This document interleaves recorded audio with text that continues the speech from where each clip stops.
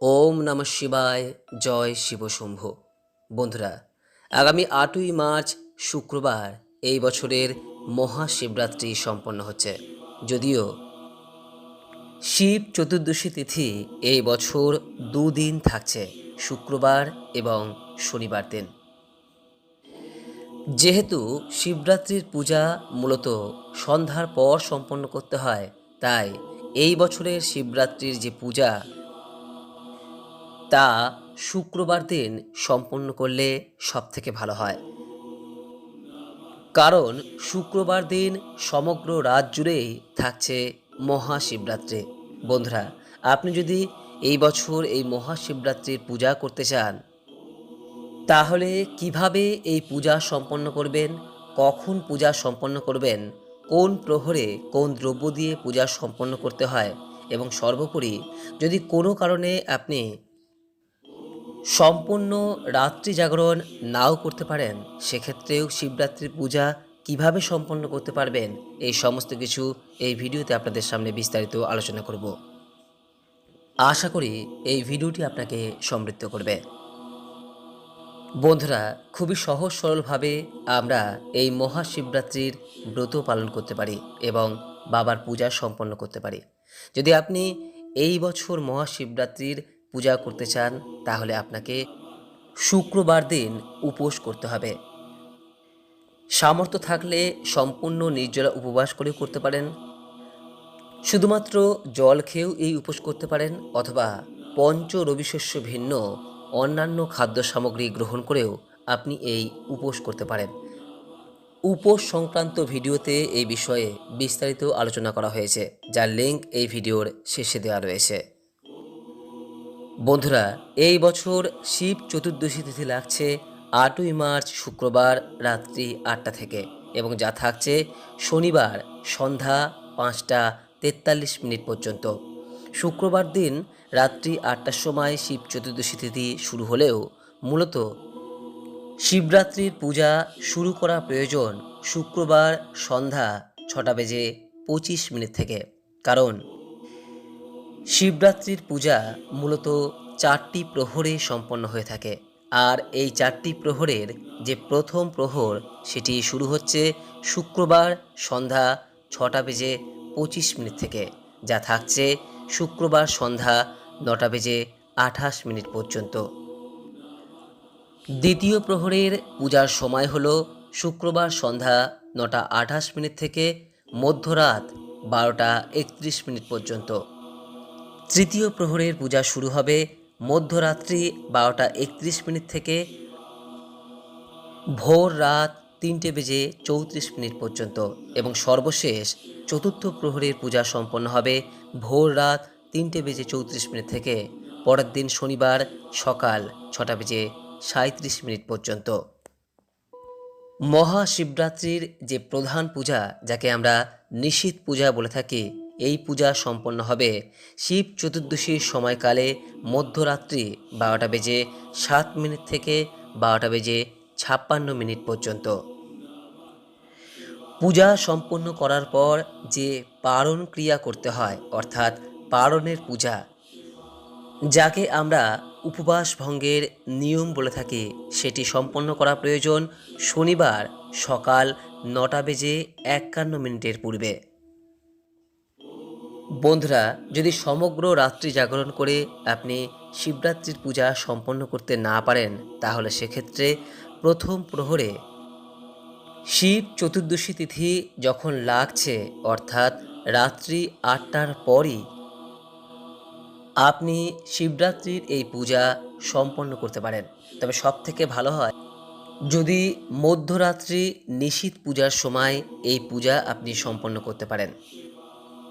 তবে সমর্থ না হলে রাত্রি 9টা 28 মিনিটের পূর্বেই আপনি শিবরাত্রির পূজা সম্পন্ন করতে পারেন। আর আপনি যদি মনে করেন এবং সমর্থ হন যে সমগ্র রাত্রি জাগরণ করেই শিবরাত্রির পূজা সম্পন্ন করবেন, তাহলে সেক্ষেত্রে প্রত্যেক প্রহরে বাবার উদ্দেশ্যে আলাদা আলাদা দ্রব্য নিবেদন করে এই মহাশিবরাত্রির পূজা সম্পন্ন করতে হয়। বন্ধুরা, শিবরাত্রির দিন শুক্রবারে সকালে ঘুম থেকে ওঠার পর স্নান পর্ব সেরে সবার প্রথমে শিবরাত্রির পূজার উপকরণগুলি সংগ্রহ করুন। এরপর সমগ্র দিন উপোস থেকে সন্ধ্যায় পূজা প্রক্রিয়া শুরু করুন। যদি বাড়িতে শিবলিঙ্গ থাকে তাহলে সেই শিবলিঙ্গের মুখটিকে উত্তর দিকে রাখুন, কারণ উত্তর দিককে ব্রহ্মলোক বলা হয় এবং শিব পূজা করার সময় উত্তর মুখ করে বসতে হয়। পূজা শুরুর প্রারম্ভে একটি প্রদীপ ও ধূপকাঠি প্রজ্বলন করুন। তারপর মনে মনে সবার প্রথমে এই মন্ত্রটি উচ্চারণ করুন। মনে মনে বলুন, শিবরাত্রি ব্রতং নাম সর্বপাপ প্রণাশনাম অচণ্ডালো মনুষ্যনাম ভক্তি মুক্তি প্রদায়কাম। যদি মন্ত্র উচ্চারণ করতে অসুবিধা হয় তাহলে সেক্ষেত্রে বাবার উদ্দেশ্যে প্রণাম করে বলুন, হে দেবাদিদেব, আমি আপনার শিবরাত্রি ব্রতই নিয়োজিত হয়েছি। আমার সমস্ত পাপ দূর করে আমার মধ্যে ভক্তি প্রদান করুন, যাতে আমি এই পূজা সুসম্পন্ন করতে পারি। পূজায় যদি কোনো ভুল ত্রুটি হয়ে থাকে তাহলে নিজ গুণে আমাকে ক্ষমা করে দেবেন। এরপর ওম নমঃ শিবায় বা নমঃ শিবায় এই মন্ত্র উচ্চারণের মাধ্যমে শিবরাত্রির পূজা শুরু করুন। যারা মহাশিবরাত্রির পূর্ণ ব্রত রাখতে চাইছেন তাদের প্রথমেই যে বিষয়টি করতে হবে তা হলো অভিষেক ক্রিয়া, অর্থাৎ শিবলিঙ্গকে স্নান করানো।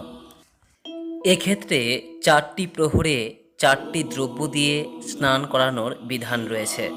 প্রথম প্রহরের পূজাতে দুধ দিয়ে ভগবান শিবকে স্নান করাতে হবে।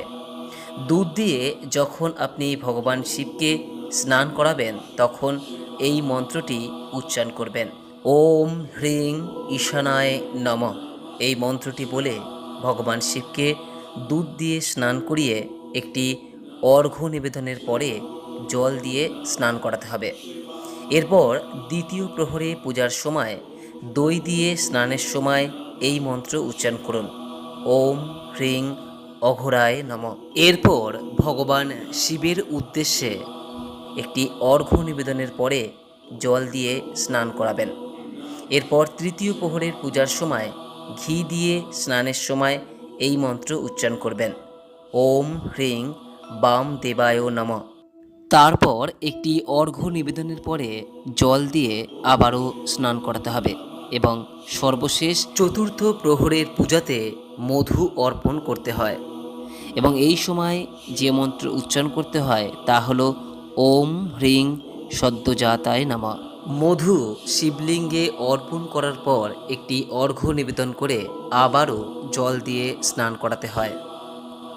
আর যদি একান্তই আপনার এই সমস্ত মন্ত্র মনে না থাকে তাহলে সেক্ষেত্রে আপনি ভগবান শিবের উদ্দেশ্যে যা কিছুই অর্পণ করুন না কেন, একটি বীজ মন্ত্র উচ্চারণের মাধ্যমে এই পূজা প্রক্রিয়া সম্পন্ন করতে পারেন, আর তা হলো ওম নমঃ শিবায়। এই একটি মাত্র মন্ত্র উচ্চারণের মাধ্যমে, তবে সর্বদাই 108 বার কিন্তু করবেন। আর হ্যাঁ, এইভাবে প্রত্যেক প্রহরে পূজা সম্পন্ন করার পর মহাশিবরাত্রির ব্রত কথা, শিবাষ্টকম এবং এবং ভগবান শিবের মহামৃত্যুঞ্জয় মন্ত্রটি পাঠ অথবা শ্রবণ করতে হয়। এই দিন যতবার আপনি এগুলি পাঠ বা শ্রবণ করবেন দেখবেন ততবারই আপনি আপনার ভেতর এক অদ্ভুত শক্তি অনুভব করবেন।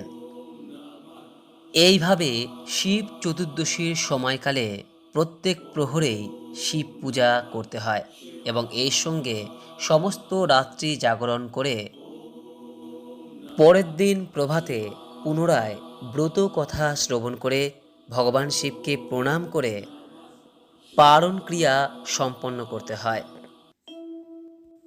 যারা কোনো কারণবশত প্রথম প্রহরেই শিবরাত্রির পূজা সম্পন্ন করতে চাইছেন তাদের প্রথম প্রহরেই এই সমস্ত ক্রিয়াটি সম্পন্ন করা প্রয়োজন। এক্ষেত্রে তারা একসঙ্গে সমস্ত দ্রব্য অর্থাৎ দুধ, দই, ঘি, মধু এই সমস্ত একত্রে মিশিয়েও এই শিবরাত্রির পূজা সম্পন্ন করতে পারেন। তবে সমর্থ হলে অবশ্যই 4 প্রহরে 4 বার বাবার পূজা সম্পন্ন করুন। শিবরাত্রির পরের দিনের যে পালনের বিষয়টি অর্থাৎ উপবাস ভঙ্গের ক্রিয়াটি পরবর্তী ভিডিওতে আপনাদের সামনে বিস্তারিত আলোচনা করব।